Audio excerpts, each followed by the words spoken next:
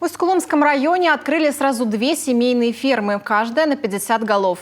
Новоселье справили буренки Мыёлдина и Тимшра. Реализовать масштабные проекты удалось благодаря грантовой поддержке регионального Минсельхоза, финансовой помощи лесопромышленного гиганта и собственных средств фермеров.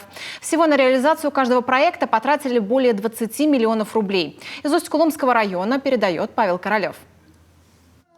У Мыёлдина это единственная ферма, а учитывая, что поблизости уже мало кто держит корову, местная продукция пользуется большим спросом. Молоко реализуется не только односельчанам, но и в ближайшем Устнеме и Югдяге, а еще сдают на Усть-Куломский молокозавод. Если же говорить о виновницах торжества, то, по всей видимости, новый светлый коровник пришелся рогатым по нраву. Его, к слову, возводили по новому проекту. Бескаркасных арочных ферм в республике больше нет. Если эксперимент окажется удачным, то в таком исполнении будут возводить и другие коровники. Пока что глава хозяйства доволен новой фермой, учитывая, что в старом хлеву было тесновато.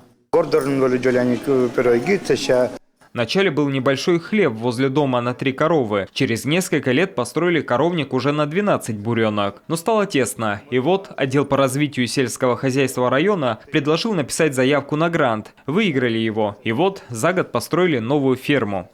В Тимшере это тоже единственная на весь поселок ферма. Внутри просторного помещения пока еще гуляет ветер. Однако совсем скоро буренки переберутся сюда на постоянку. Глава хозяйства Николай Паршуков занялся сельским хозяйством еще в 2015 году. Помимо коров держит кроликов, индюшек и кур. И обеспечивает свежим молоком, яйцами и мясом жителей Тимшера и Лопьювада. Пробовал просто себя и во всех сферах деятельности, и там пробовал. Вот решил почему-то остановиться на этом. И в городе пробовал жить, тоже не получилось. Вернулся на родину. А чем заниматься в деревне? Только вот либо с лесным хозяйством, либо сельским хозяйством. Лесное хозяйство тут хватает, а сельского хозяйства, как говорится, уже давно не было, с 90-х годов. И вправду в окрестностях Тимшера много заросших полей, на которых уже скоро можно будет заготавливать древесину, а не сено. Но молодой фермер собирается исправить эту ситуацию. Если же говорить в целом о муниципалитете, то здесь очень много и других крепких хозяйственников, которые готовы расширяться и активно участвуют в грантовых конкурсах Минсельхоза. У нас уже есть 2 еще проекта выигранных. Это в селе Носим. В этом году начинается строительство фермы на 30 голов крупного рогатого скота. И фермер Тарабукина Елена Евгеньевна Ульянова, она ранее построила тоже по грантовой поддержке ферму. Сейчас она выиграла конкурс на строительство телятника. Стоимость каждой такой фермы около 20 миллионов рублей. Причем по гранту фермерам выделили 12. Еще по миллиону добавило крупное предприятие республики. Остальное – личные либо кредитные средства фермеров. Однако в ближайшее время регион намерен пересмотреть размеры субсидий.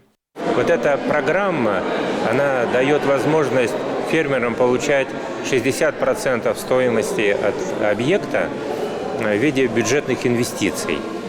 Сейчас республика пересматривает этот процент, чтобы выровнять размер бюджетных инвестиций на уровне с строительством крупных ферм с 60 до 70. Я знаю, что фермеры ждут этого решения, потому что для них это будут более доступные варианты. Интересно, что фермы Мыёлдина и Тимшере семейные, то есть все хозяйство ведут своими силами, а в хозяйствах Кузнецовых и Паршуковых воспитывают по 4 детей. А большой семье, как известно, все трудности нипочем. Павел Королев, Павел Люлянмин, телеканал Юрган, Усть-Куломский район.